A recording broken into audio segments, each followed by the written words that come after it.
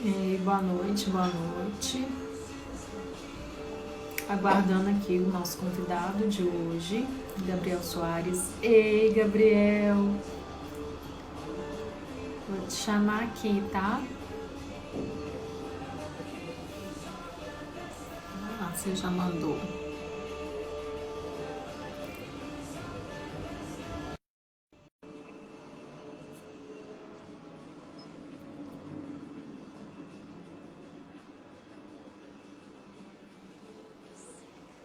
Ei, tudo bom? Oi, Fabi, tudo bem? Tudo jóia, e você? Tudo bom? Deixa eu dar uma melhorada na minha luz aqui, para ficar mais claro, todo mundo conseguir me acompanhar. Tudo bem? Tudo jóia. Vamos esperar mais um pouquinho o povo entrar? Beleza. Vamos conversando. Consegue me ouvir bem? Eu tô te ouvindo, você me ouve? Ótimo. Sim, sim. Agora, eu quero fazer coraçãozinho. Acabei de ver o informativo lá da BH Race, tava lá, Ah, tava você viu? falando. Show. Falei, não, vou divulgar lá também pro pessoal todo assistir em peso. Quero o pessoal da Vega Reis todo É, mundo uai, presente aí acompanhando. é assunto importante nesse tempo de pandemia, né? Com certeza, Só com certeza. para você ter uma ideia, nesses últimos eco do meu, que qualquer coisa eu pego o fone de ouvido, Pra mim tá tranquilo aqui. tá? É, tô ouvindo sem eco. Eu coloquei uma musiquinha no fundo. Vou pegar o fone de ouvido, tá? Se eu achar.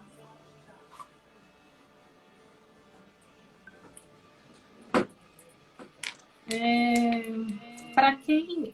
Eu não sei se você viu as outras lives minhas, e eu peguei muito essa questão de cuidar da mente, né? Eu acho que a gente está num momento que a gente precisa cuidar das nossas emoções aí. Deixa eu Claro. colocar aqui. Não derrubar o.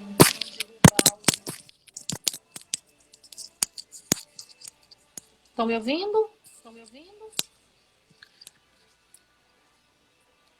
Agora tá dando eco para mim, né? Tá dando eco? Tá, eu tô ouvindo tudo Duplicado. duplicado, é. Não, eu vou tirar, desculpa. Não vai dar, não. Ouvir você falar e ouvir de novo o que você acabou de falar não rola. É... Então, beleza.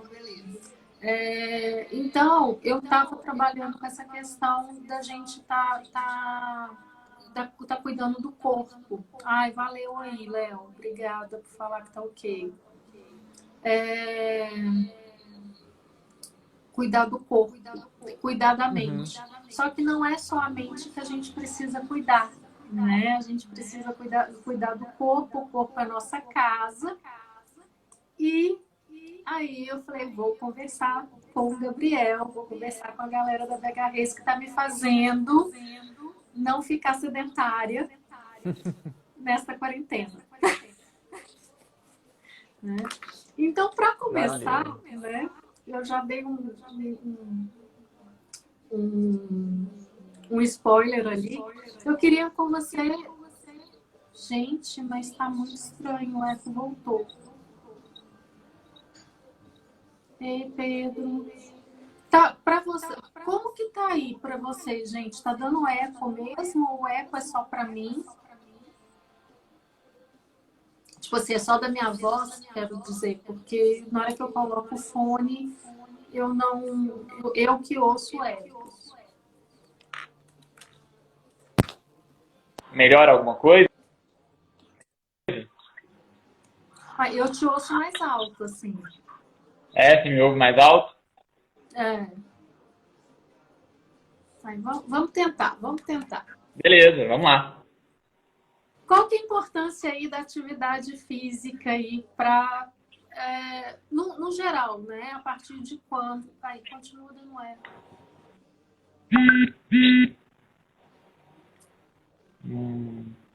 Será?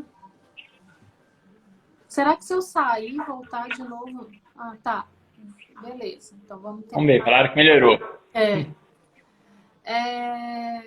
Qual que é a importância, né? O porquê que é aconselhado tanto a fazer atividade física e tem idade aí para isso? Bom, primeiramente então, boa noite a todo mundo que está acompanhando. Quero agradecer pelo convite em nome da Vega Race. Super feliz de ter você, que é uma atleta nossa, tendo essa preocupação, né, com esse cuidado do corpo também, não só da mente. Então, já de antemão agradeço pelo convite. E assim, a questão da importância, ela é fundamental, né? Então, assim, quando a gente pensa não só na questão do isolamento social, mas mesmo se não tivesse nesse cenário de pandemia, manter uma prática regular de atividade física está altamente relacionado com a nossa expectativa de vida, por exemplo. Então, pessoas que são fisicamente ativas têm uma melhor qualidade de vida, tendem a viver por mais tempo e em melhores condições de saúde. Então, basicamente, é algo recomendado para todo mundo. Todo mundo deveria praticar atividade física regularmente, né? E no caso aí desse período de pandemia, né, que as academias estão fechadas, muita gente acabou meio que ficando em casa e de repente se rendendo à TV, ao sofá, à cama e à pipoca. Sem perceber, foi ficando sedentário, né? Que isso é um cenário bem ruim, né? Então, muitas pessoas elas se viram refém ali de um ambiente apropriado para fazer uma atividade física, mas não tem essa percepção de que dentro de casa pode ser o ambiente ideal para se praticar atividade física com qualidade também. Então, assim, hoje o que a gente vem tentando fazer e a gente vem conseguindo é tentar levar a atividade física individualizada, com qualidade, para as pessoas poderem fazer em qualquer lugar. Seja num apartamento pequeno, seja numa casa de campo, seja num lugar que você tem um quintal, seja num prédio onde você tem escadas. Então, a gente consegue levar treino de maneira individualizada para a pessoa realizar em casa sem problema algum. Então, isso é bem interessante. Não precisa ficar refém de uma academia, refém de uma clínica de pilates, refém de um espaço de yoga, de uma quadra esportiva, sendo que você pode praticar atividade de qualidade dentro da sua casa também. Você acha que isso vai trazer alguma modificação aí no futuro, na pós-pandemia? Por exemplo, a pessoa que ia para uma academia, viu que ela pode fazer algumas atividades em casa e talvez deixar de ir para a academia.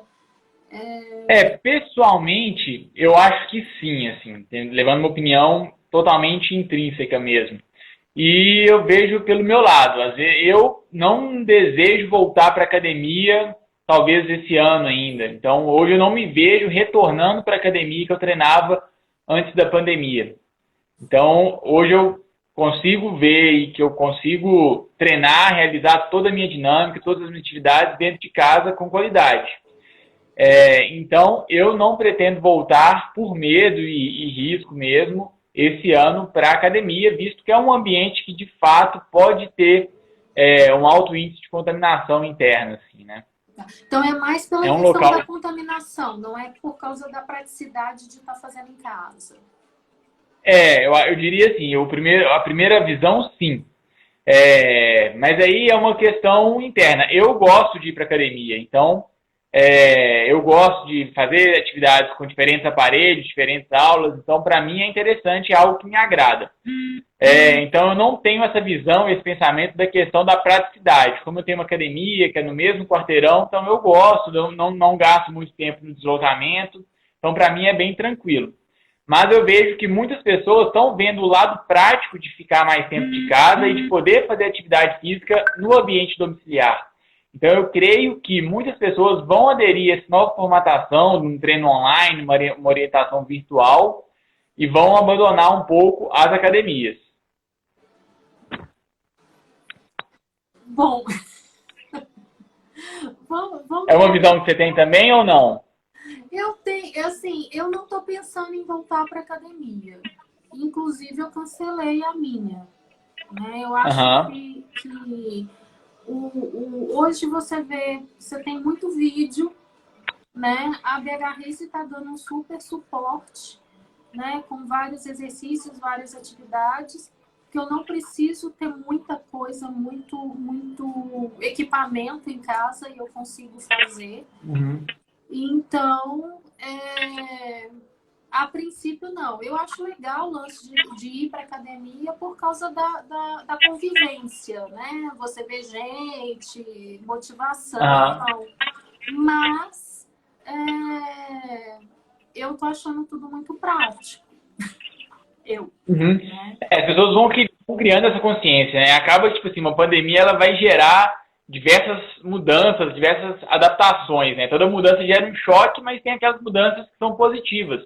Então, eu acho que abre um pouco mais a mente da população de modo geral e vê que é possível ter um serviço de qualidade dentro de casa também, manter a sua qualidade de vida sem ter que deslocar para algo externo, né?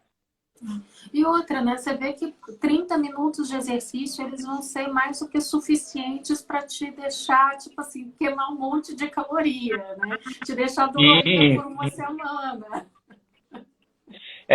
Tem muita gente que não gosta de academia porque fala, acho muito monótono, ou gastar 1 hora lá. Não necessariamente a academia tem que ser monótona, não necessariamente você tem que gastar muito tempo lá. E aí as pessoas que estão treinando em casa agora, elas estão vendo isso de uma maneira melhor, porque elas, às vezes, pegam uma parte fragmentada do dia, onde ela tem uns 30, 20 minutos disponíveis, e aí utilizam esse pouco intervalo de tempo da melhor maneira para praticar atividade física. Então isso é bem legal, né? Isso é bem bacana. Aí eu não podia deixar de falar de corrida, né? Porque a BH Race é uma assessoria de corrida e talvez hoje eu tenha uma visão diferente. Eu não acho a corrida tão democrática assim, mas a princípio a corrida é um tênis, uma roupa confortável e ir para rua, né? Como que a pessoa começa a correr? É simples assim? Bom, uma coisa que a gente vê é muitas pessoas querendo começar a correr, mas sem saber o quanto correr. Às vezes tem uma preocupação exagerada com técnica, que às vezes nem é necessário ter, mas fica aquele questionamento: quanto tempo eu tenho que correr? Qual distância eu tenho que correr? Tem que ser num local plano? Tem que ser na esteira? Tem que ser na rua com subida ou não? Então, assim, o que eu gosto de dizer é: o importante é que você tenha uma orientação e que evite fazer sempre os mesmos treinamentos.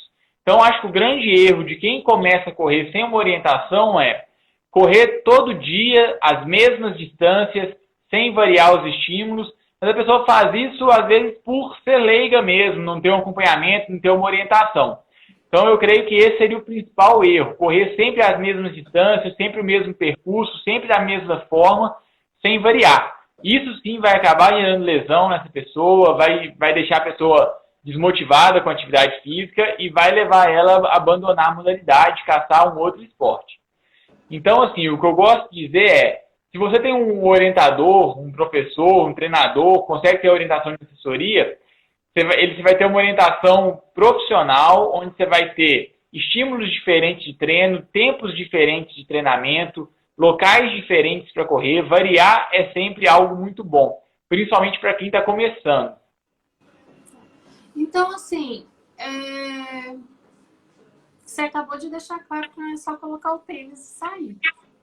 Não é só colocar o tênis. E quais os cuidados aí que essa pessoa precisa ter? Você até comentou de lesão, né? Quais os cuidados você acha aí que a pessoa precisa ter nesse início? Bom, uma coisa que eu gosto de falar assim também por um lado, se a pessoa é totalmente sedentária e não pratica atividade física nenhuma, é melhor ela fazer isso errado, teoricamente, do que ficar no sofá. Mas já que ela está disposta a vivenciar uma nova modalidade de maneira correta, é importante ter uma preocupação com o calçado. Então, se você usa um tênis, que seja um tênis esportivo, evitar fazer corrida, por exemplo, de chuteira ou um tênis que não é apropriado para a prática, o que muitas vezes tem gente que faz, pega um tênis qualquer, um All-Star ou um tênis que não é apropriado e começa.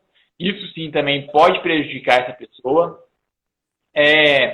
E o que eu gosto de sempre fazer, além dessa questão de variar os estímulos, é não se vê na obrigação de ter que fazer isso todos os dias. O corpo, ele também pede descanso. É importante o corpo recuperar, é importante que você dê intervalos para o seu corpo se adaptar. Então, tem muitas pessoas que ficam naquela coisa frenética, tem que fazer todo dia, todo dia, todo dia, todo dia. Chega num ponto que o todo dia não é legal também. O corpo precisa recuperar, precisa descansar para ter adaptações. Então, 3, 4 vezes por semana já é mais do que suficiente para ter adaptações positivas no seu corpo, beleza? Ótimo. E o tênis aí, você acha que é mais por conforto da pessoa ou tem, tipo, tirando essas questões aí? Porque o povo fica assim, esse tênis é melhor. Na hora, você tem tanta variedade que às vezes na hora que você vai escolher, você fica meio que perdido. Às vezes você escolhe um que todo mundo elogia, tipo assim, para você não faz tanta diferença ou você não vê essa questão. Ou você precisa ser mais experiente para entender o que o tênis pode estar fazendo por você. Eu acho que a gente pode olhar o tênis de duas perspectivas. Na perspectiva de conforto e na perspectiva de desempenho. Então, de fato, alguns tênis eles são mais voltados para desempenho, às vezes te proporcionam correr um pouquinho mais rápido, ajudam um pouco na questão de propulsão a cada passo, na questão de amortecimento. E tem aquela questão do conforto. Eu me sinto confortável com esse, ele não me machuca, me sinto bem. Às vezes eu coloco um que tem um desempenho melhor, ele é um pouco mais duro, me incomoda um pouco. Então, eu acho que é importante essa pessoa ter essa noção por esses dois pontos de vista. O ponto de vista do desempenho e o ponto de vista do conforto, beleza? Eu, particularmente, eu gosto muito da questão do conforto, principalmente quando vai correr distâncias maiores. Mas uma coisa que a gente tem que tomar cuidado é a tendência, quando você vai numa loja física, experimentar um tênis, comprar um tênis, é lógico que é papel do vendedor também, né? Mas ele tenta te forçar um tênis que não necessariamente é o melhor para você. Então, muitas vezes as pessoas ficam com aquela questão, qual será que é a minha pisada? Será que eu tenho uma pisada pronada, uma pisada supinada? Meu pé é chato, meu pé é cavo? Será que eu preciso de um tênis específico para mim? E aí acaba que a pessoa, muitas vezes, ela é iludibriada na hora de comprar um tênis, o vendedor tenta, sua pisada é X, leva o tênis tal. E aí pode ser um barato que sai caro, às vezes a pessoa de fato nem tem essa pisada, às vezes o vendedor tentou só forçar um tênis um pouco mais caro. Então, assim, tem que tomar certos cuidados. Não necessariamente o tênis mais caro é o melhor, ok? Então, isso não existe. Existem tênis excelentes, com preço bem mais baixo, e tênis que eu particularmente detesto, que tem um valor de 700, 800 reais. Então, preço não é sinônimo de qualidade na hora de comprar um tênis. Boa! E a importância da assessoria aí nessa caminhada para a corrida? A assessoria eu acho que faz um papel assim, fundamental. É o grande diferencial para aquela pessoa que quer ter resultados de qualidade. Então, a pessoa, seja ela qual for o seu objetivo. Eu quero começar a correr para perder peso. Ou eu quero começar a correr para correr 30 minutos direto. Ou eu quero começar a correr para fazer uma ultramaratona. É importante que ela tenha essa orientação profissional, de um treinador, de uma assessoria, porque o profissional de educação física é o profissional que vai saber lidar com o seu organismo, entender o seu corpo, vai entender as adaptações que você está tendo e vai conseguir planejar todos os treinos de acordo com o tempo disponível que você tem, os dias da semana que você pode treinar, o local que você tem apropriado para treinar. Então, a orientação dentro de uma assessoria, ela passa por todos esses fatores.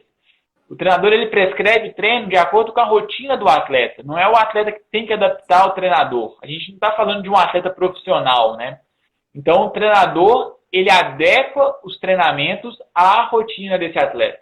Então, esse é o grande diferencial. É algo exclusivo para esse atleta, bem personalizado, sabe? Não é uma planilha de internet que qualquer pessoa pega e faz.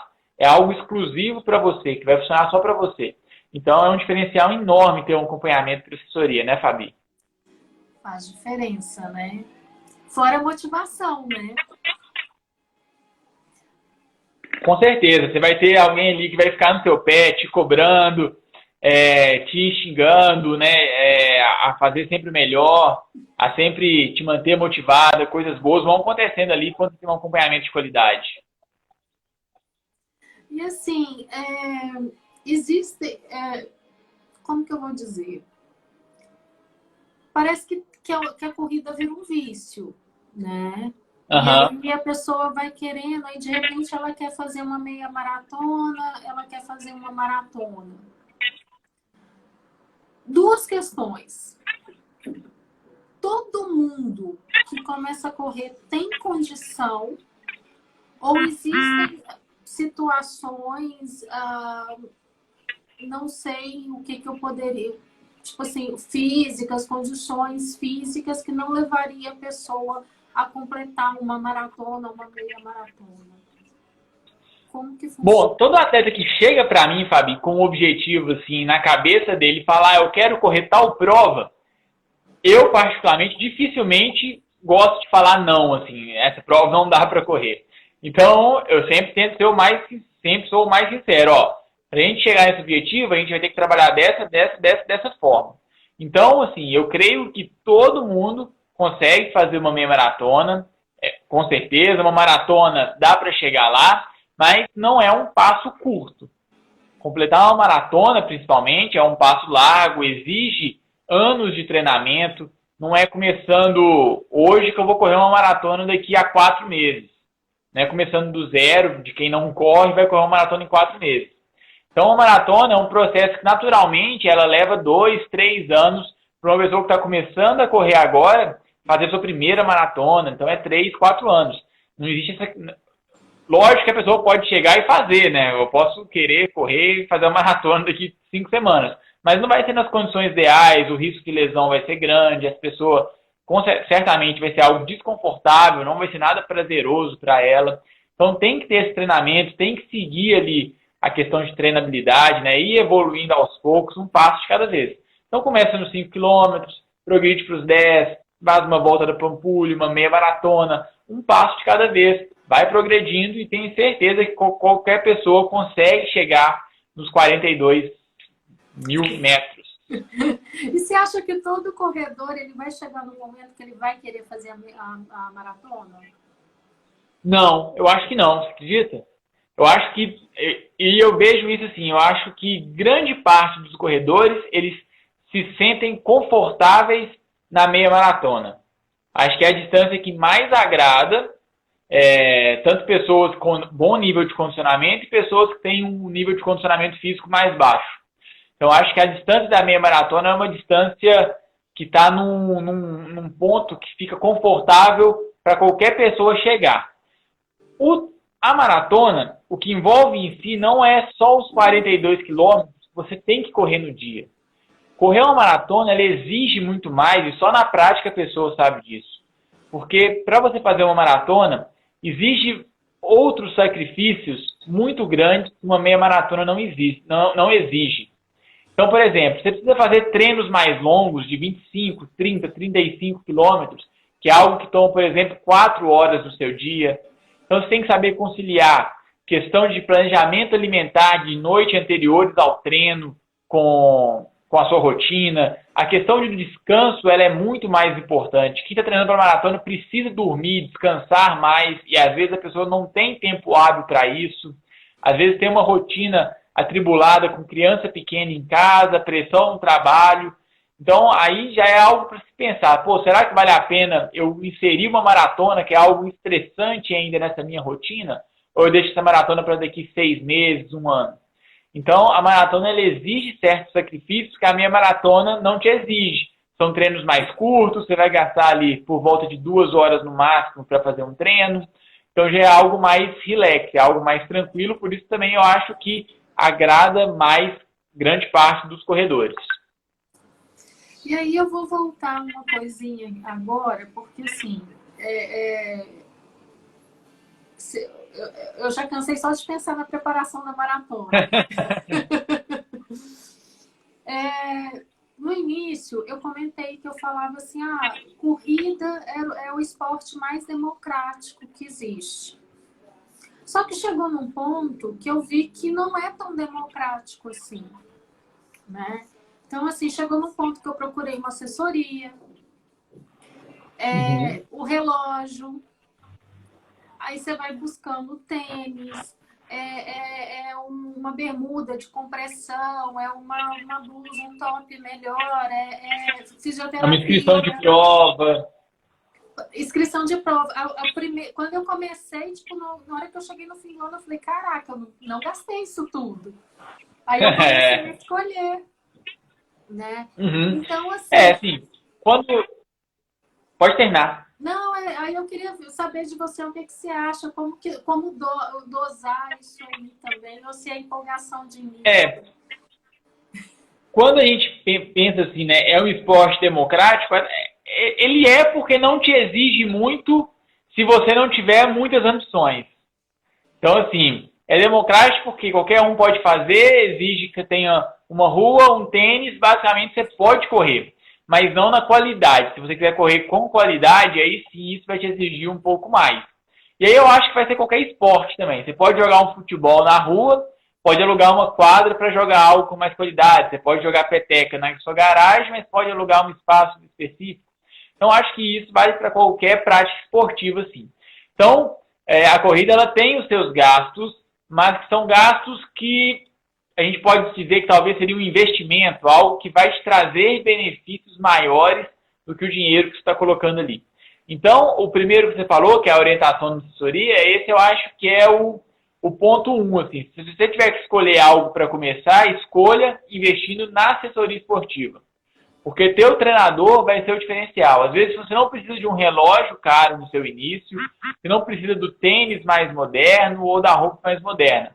Mas a orientação do treinador para você começar, para fazer uma avaliação física em você, analisar como está o seu padrão de corrida, a sua capacidade física, isso vai ser importante para você correr com qualidade. E aí depois a gente vai pensando nos próximos passos, que é ter um relógio com um GPS que monitora a sua atividade em tempo real, é fazer uma inscrição para uma prova, para ter uma meta definida e ganhar uma medalha no final do ano. Então, são os investimentos que a gente vai fazendo, mas que são prazerosos. Chega no final do ano, a gente põe tudo na ponta do lápis, às vezes, principalmente prova, né, que é algo que vai subindo o valor constantemente. Hoje a gente tem prova aí de R$ 300 a inscrição e que constantemente estão cheias, né, por incrível que pareça. Então, é algo que tem que ir pesando, não é toda prova que dá para ir fazendo, né? E a questão é que a prova acaba te motivando a treinar, né? Pelo menos para mim é mais ou menos isso. Eu Sim, vou sim. correr, então vou treinar. Não tem nada por agora, deixa eu... Dá uma relaxada, né? Pelo menos... Isso de fato acontece. Ter uma meta definida é algo que te extingue a correr mais ali, né? Também tem isso, né? A ter uma regularidade, não só na corrida, mas também nos treinos de reforço muscular, na questão da musculação, que é importante para quem está correndo também, fazer um reforço muscular, ter essa orientação, ainda mais se a pessoa faz distâncias maiores, né, meia maratona, é essencial que ela tenha um acompanhamento de reforço muscular também. E pegando aqui essa questão de corrida de rua, a gente está num momento que eu ainda vejo muita gente correndo e muita gente, tem gente que fala assim, não dá para correr de máscara. Uhum. De máscara faz mal. Você ouve de tudo.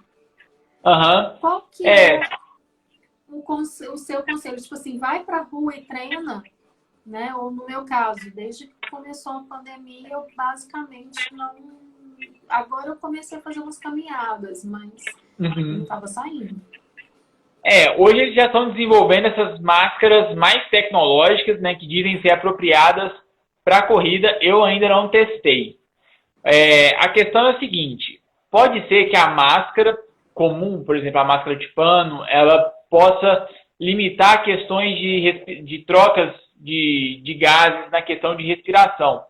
Então, ainda eu não vi nenhum estudo científico que fala a diferença das máscaras para a corrida. Essa máscara é melhor do que essa máscara é pior do que essa. Analisaram ali a quantidade de gás carbônico que fica dentro da máscara. Então, assim, isso eu não vi ainda. mas vi algumas coisas na prática, o que podem ser legais, pode ser o primeiro passo. Então, eu já vi gente que testou uma máscara caseira, dessas de pano, um pouco mais grossa, com uma máscara dessas descartáveis, que teoricamente é um tecido um pouco mais poroso, um tecido um pouco mais fino. E aí essa pessoa foi com o oxímetro no dedo. O oxímetro, ele mede a oxigenação ali, né? E aí viu que com a máscara caseira, que é um pouco mais grossa, teve uma queda na saturação de oxigênio da pessoa, o que é ruim. Então, o ideal é que a saturação de oxigênio dela seja maior, né? Próximo ali de 95% a 99%. E aí, com a máscara mais fina, de fato, essa oxigenação, essa saturação de oxigênio estava maior. Com a máscara mais grossa, a saturação de oxigênio estava menor. Mas aí é outro ponto. Será que a máscara mais fina protege o mesmo tanto contra o vírus do que a máscara mais grossa? Então, são coisas que tem que se pesar, né? Então, é tudo, acho que uma questão de equilíbrio da balança para ver. Vale a pena correr de máscara? Qual máscara que tem que ser utilizado? Falta um pouquinho ainda de estudo científico para embasar isso. Mas, na prática, as pessoas que estão indo com a máscara, o que eu recomendo é evitem treinos de altíssima intensidade. Evitem aqueles treinos intervalados, de tiros, onde você fica muito mais ofegante. Porque aí sim pode ser prejudicial. Então, se for utilizar uma máscara, faça treinos onde sua respiração fique mais confortável. Treinos mais leves, intensidade moderada, sem ficar tão ofegante, ok? Mas vai para a rua e treina. Se for, vai utilizando máscara. A não ser que for uma situação assim, eu tô numa cidade do interior aqui, tô numa estrada de terra, tô numa situação assim, né? Totalmente específica. Eu tô num condomínio aqui que não tem ninguém no horário que eu tô. Aí é algo a se pensar. Mas se for para um lugar onde pode ter aglomeração, primeiro, não vá. Se pode ter aglomeração, não vá. Procure ruas desertas ou com pouca movimentação. Então, evite os locais mais procurados, tipo Lagoa da Pampulha, Lagoa Seca, Praça JK, aqueles locais que são famosos aqui em Belo Horizonte, né? Já de corredores. Então, procure locais mais próximos da sua casa. Às vezes fica só na sua rua, indo e voltando, que pode ser certamente o local mais seguro caso você vá para a rua. Inclusive, eu vi uma reportagem no sábado mostrando a Lagoa Seca lotada. E de fato, sem assim, máscara. Muita gente sem máscara, o que é pior, né? Então, assim, e tá vindo críticas pesadas, assim, né? A cidade hoje a gente não sabe se vai ter um lockdown para frente ou não. Então, é importante tomar esses cuidados, assim, né? Hoje já estão tendo essas máscaras tecnológicas, eu vi que tem uma com tecnologia alemã, que a ideia algumas máscaras têm um filtro, né, que você coloca um filtro por dentro da máscara, e esse filtro ele atua ali na questão da respiração, então pode ser algo que ajude, mas não sei se de fato realmente funciona. É algo que a gente tem que testar mais para ver a viabilidade disso. Nossa, eu tô pensando que vai ser mais um equipamento para mais um gasto a mais, né? O reforço muscular, é claro que ele é fundamental para a corrida, você até comentou aí, né? Para quem faz um treino, né, de assessoria, que geralmente são três treinos na semana, quanto seria recomendado aí para o reforço muscular? Bom, essa questão do reforço muscular, eu também gosto de sugerir ela de no mínimo 2 a 3 vezes por semana. E o mais importante esse treino de reforço muscular, ele tem que estar alinhado com o seu treino de corrida. E aí isso muitas vezes não acontece. Às vezes a pessoa que tem um treinador de corrida não é o mesmo treinador lá na academia.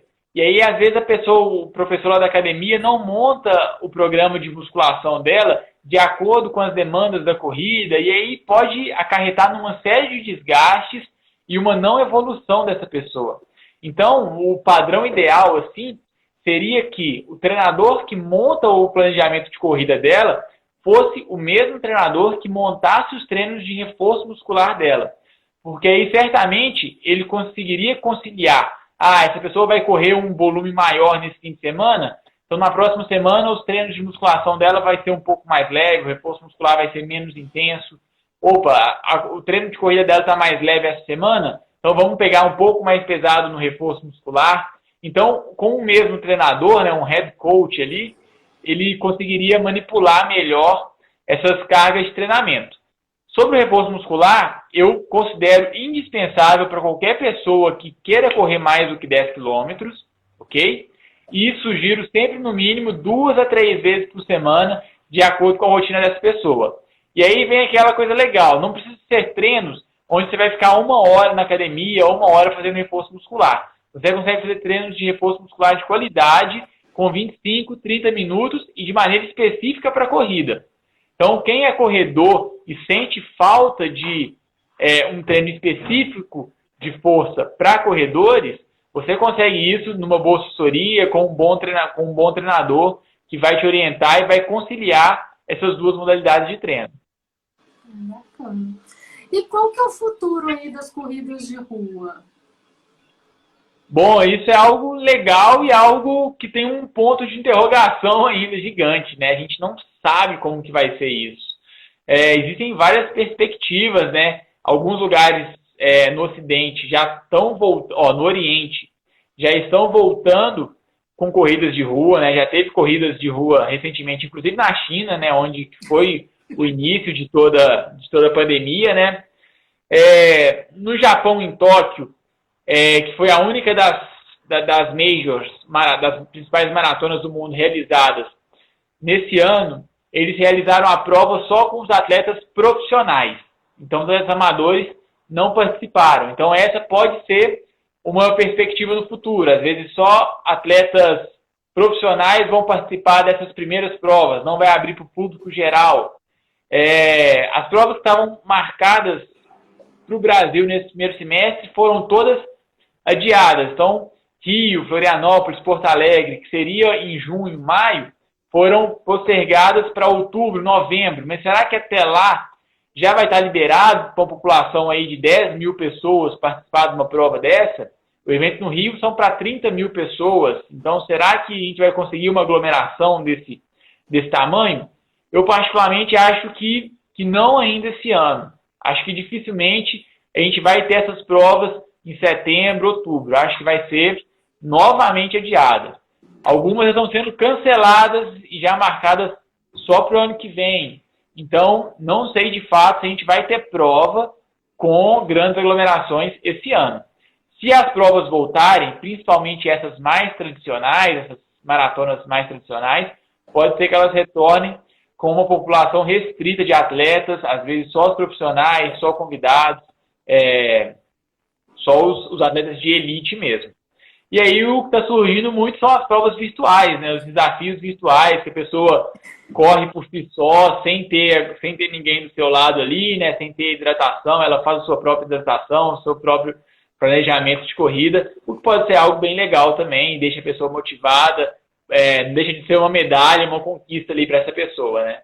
Você acha que essas corridas virtuais elas vieram para ficar ou vai ser só mesmo nesse período de pandemia? Eu acho que tudo virtual que está crescendo nesse momento vem para ficar, Fabi.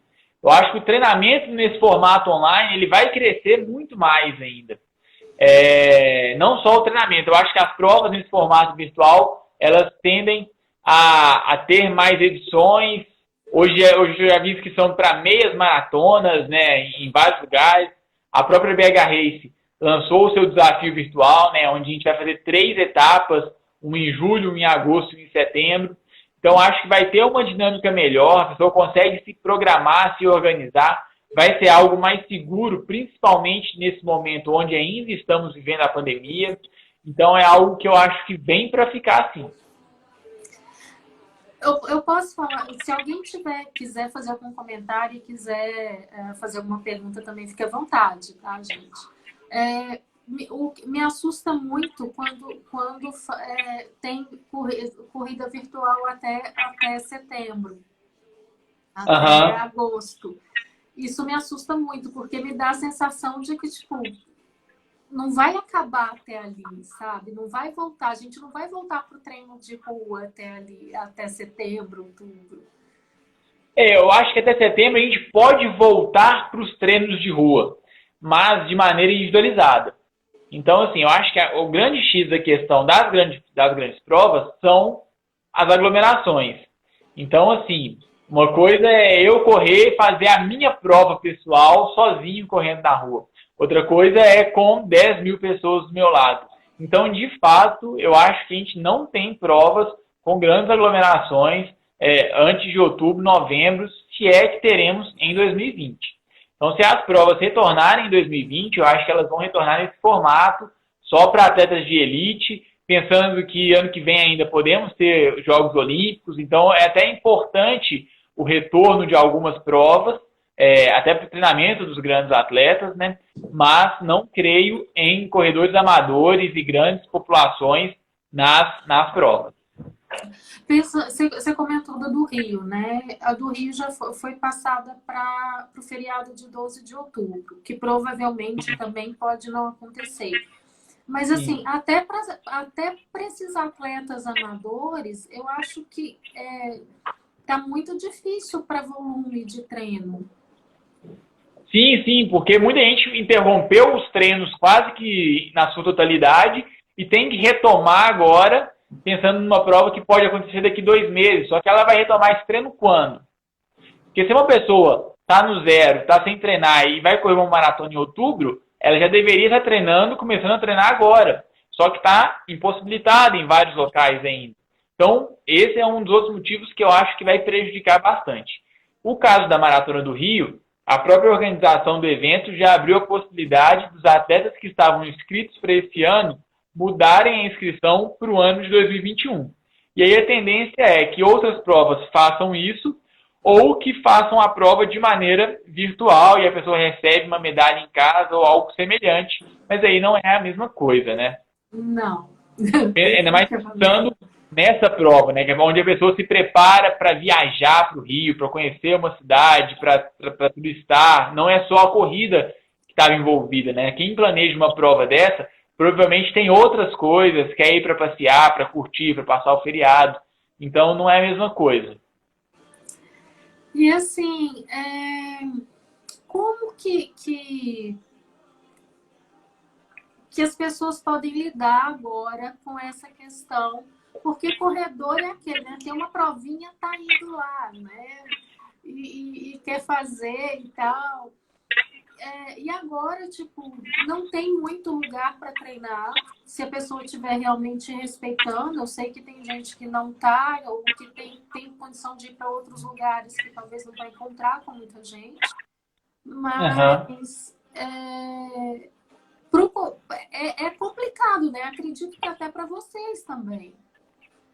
Sim, com certeza. Assim, essa questão motivacional ela é muito importante para a pessoa se manter ativa, não só na corrida, mas em outras modalidades. Então a gente pega quem gosta de pedalar, por exemplo, as provas de ciclismo que seria, prova de triatlo, ou competições de esportes coletivos, por exemplo, tudo isso a gente está abdicando. E eu acho que vai ficar sem essas competições nesse restante ano. Então, esse fator motivacional é muito importante, a pessoa saber lidar, e aí entra não só o lado físico, né? Entra o lado mental, que você já veio tratando anteriormente, né? Porque assim, porque foi uma coisa que pegou todo mundo de surpresa, né? Igual tinha muita gente planejando uma primeira meia maratona, a primeira maratona, já estava com viagem comprada, inscrição feita, e de repente, tipo... E aí? Isso. Existe uma preparação para uma pandemia, né? Algo que pega a gente de surpresa mesmo. Existe algum horário que é melhor para correr? Por exemplo, igual você falou assim, se for correr, vai para um lugar que não tenha muita gente. Mas existe um horário melhor, ou um horário que não seria adequado estar treinando? Bom, isso é bem individual. Cada organismo, cada pessoa, ela tem o seu ritmo circadiano ali, onde ela tem uma cronobiologia. E aí essa pessoa ela tem o que são os melhores horários para ela. Os horários que ela responde melhor a estímulo de treino. Então tem pessoas que são mais matutinas, que treinam melhor pela manhã, tem pessoas que são vespertinas ou noturnas, que têm um melhor rendimento no período da noite. Então, isso é bem individual. Eu, particularmente, prefiro correr pela manhã, quando fazia meus treinos locais abertos, tinha essa preferência em correr pela manhã, porque eu me sentia melhor, me sentia mais disposto em acordar, comer algo e sair para treinar. Tem gente que prefere já treinar no horário da noite, por às vezes ter uma rotina onde termina o dia, chega em casa, toma um banho, come algo e dorme. Então isso é bem individual. Mas nessa questão agora de pandemia, qual horário é melhor para treinar ou qual horário a rua está mais vazia, isso vai depender muito do local onde a pessoa mora, onde a pessoa vive. De tarde, assim, não tem tanto problema? Não. É menos comum você ver pessoas correndo à tarde, porque geralmente, quando a pessoa faz a refeição do almoço, é uma refeição que incomoda você a fazer uma atividade física extenuante com menos de 3 horas de intervalo.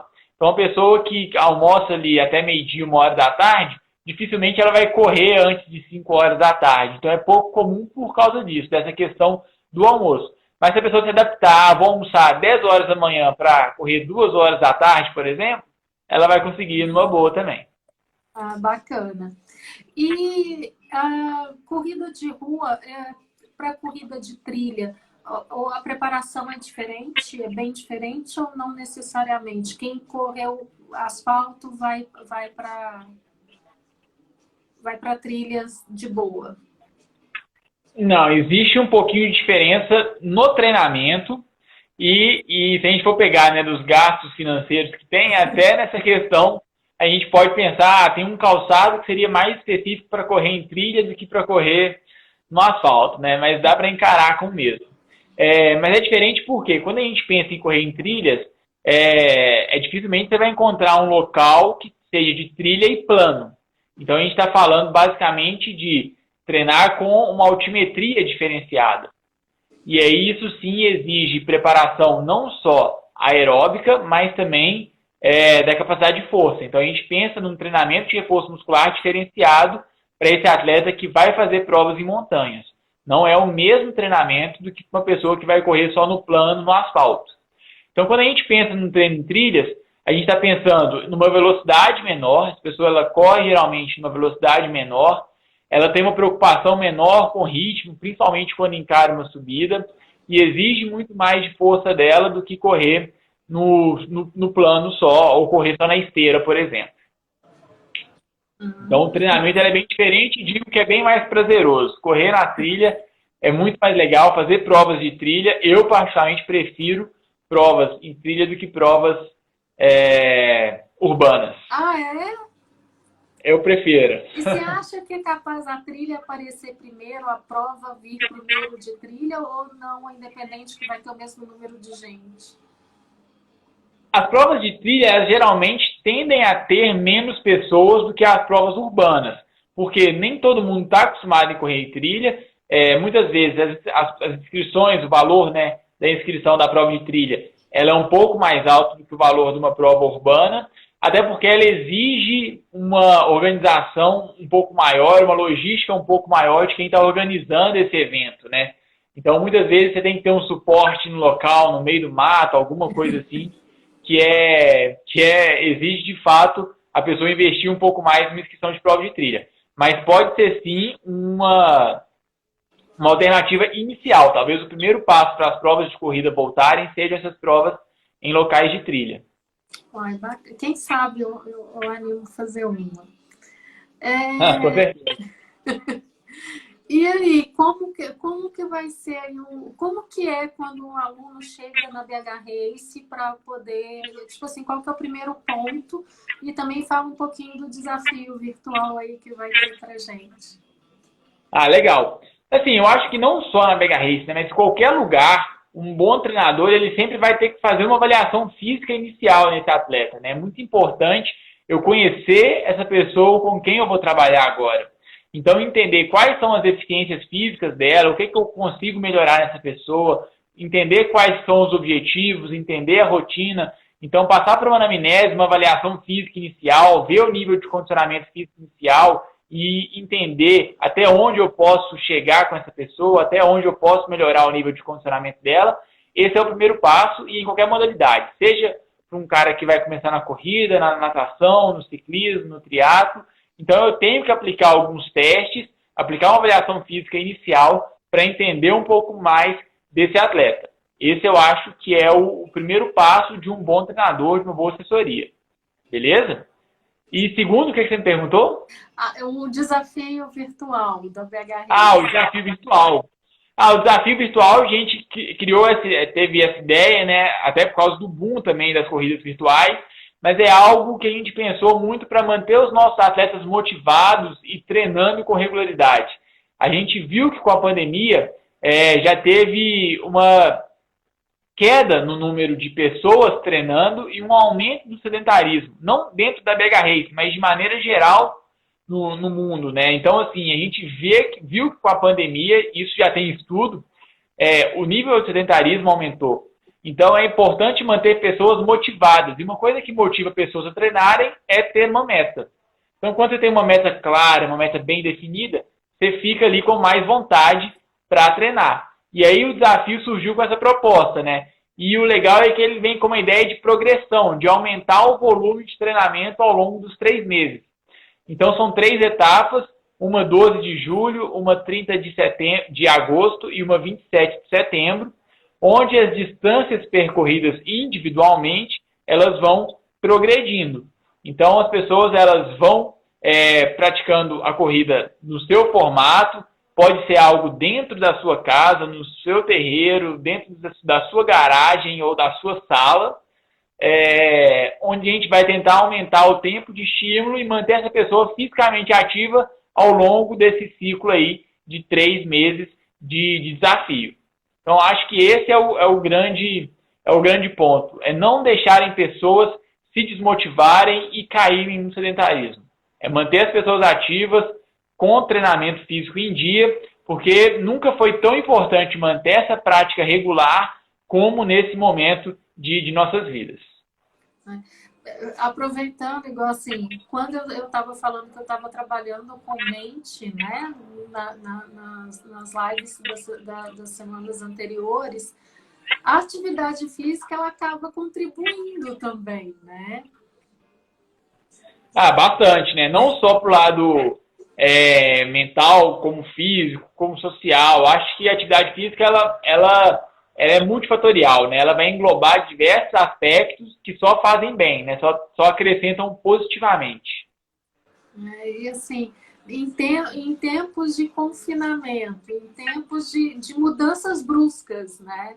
Porque foi tudo muito assim, tipo, do dia para a noite o mundo mudou, né? Ou pelo menos o Brasil, para a gente era meio distante, parecia que não ia chegar e chegou, né? E a atividade física, quem já tinha o costume, né? Já continuar fazendo é uma forma de estar se mantendo ativo, não ativo, mas tipo assim, não saindo tanto da rotina que já tinha, saindo um pouco, mas mantendo o que ele fazia e desestressando, né? Porque a atividade física te alivia aí nesse momento. E ela ajuda muito ainda mais nesse momento onde a gente está passando grande parte do nosso dia dentro de casa, né? Então, às vezes, ficar no mesmo ambiente ali, quase que 24 horas. Eu tenho ficado em casa, tenho saído aqui de casa, às vezes, uma vez a cada 7 dias para ir no supermercado, numa padaria, ou visitar minha mãe, ou alguma coisa assim. Então, fazer atividade dentro de casa, ela é algo que te desestressa, te relaxa, quebra um pouco a rotina nova de passar muito tempo dentro do mesmo ambiente, né? Olhando as mesmas coisas, né? Você começa a ver as coisas de um ponto de vista diferente agora. E então, assim, qual que é o recado assim, que você pode deixar para quem está vendo? Essa live ela fica gravada, ela vai para o YouTube e depois ela vira um texto e vai para o blog também, tá? Então, legal. Ótimo. Não fica bom, só... Fabi, eu acho que a mensagem final assim essa questão da motivação ela é muito importante, acho que vale a pena tocar nesse ponto de novo, né? Não deixar esse momento de pandemia, esse momento de dor, de sofrimento, às vezes, te fazer uma pessoa mais sedentária. Então, manter com um foco, uma meta, manter a sua disciplina de treinamento. Se você vê que tem dificuldade, procure uma assessoria esportiva, procure um treinador que vai te dar uma orientação, que vai te acompanhar, porque a tendência pessoas que se desmotivam durante esse período vão cair no sedentarismo, vão engordar, vão cair o nível da alimentação, vai piorar o seu sono, e aí já desregula toda uma vida que vinha sendo levada numa boa. Então,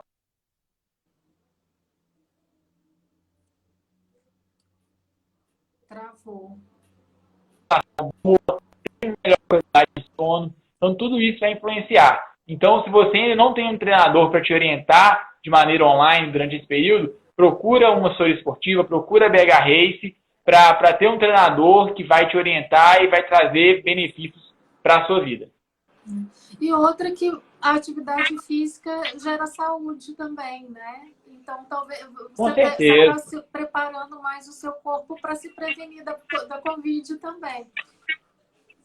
Com certeza. Você vai mantendo a sua imunidade em dia ali, né? A Regina está falando que você mantém ela bem motivada. Importante. A Regina é uma excelente atleta, que gosta muito de fazer bastante provas também, né?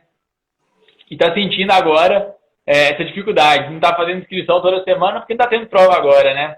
Mas que vai participar do desafio virtual também e vai progredir suas distâncias. Muito obrigada. Alguém tem alguma pergunta? Quer fazer algum comentário? Tranquilinho, né? Muito obrigada, Gabriel. Agradeço. Show, Fabi. Eu que agradeço a participação. BH Race está aqui no meu coração, né? Tipo, eu sei que eu sou meio vagabunda para treinar, mas vou me concentrar, vou fazer aí um desafio de progressivo aí, vou atingir meta. E tomara é muito bom ter você como atleta e o exemplo que você traz é bem legal para a gente. E aí eu quero, assim, espero que acabe logo, que a gente possa correr na rua logo, né? Mesmo que seja com essa máscara aí que você falou da Alemanha, que eu tô com medo do preço. Mas eu acredito que máscara vai ser um ponto da gente aí durante muito tempo, assim, vai virar rotina, né? Numa gripezinha qualquer a gente está usando máscara. E de fato, assim, né? A máscara traz benefícios, ela evita, diminui bem os riscos, as chances de contaminação, então é importante ter essa ciência de utilizar a máscara, em especial se for precisar ir na rua, não deixe de ir sem máscara, beleza? Gente, brigadão, obrigada, Gabriel, obrigada a todo mundo, obrigada ao pessoal da BH Race. Espero aí que a gente possa fazer outras conversas, outros bate-papos aí em situações aí diferentes, né? Sem ser de pandemia também. Claro, vamos sim, com certeza. Agradeço mais uma vez o convite. Toda a equipe da BH Race segue de portas abertas para participar aí com vocês. A gente tem diversos temas, vários assuntos. Se quiser, é só convidar a gente, que a gente vem com o maior prazer. Foi super gostoso esse bate-papo. Obrigadão, boa noite, gente. Tchau. Tchau, tchau, pessoal. Boa noite.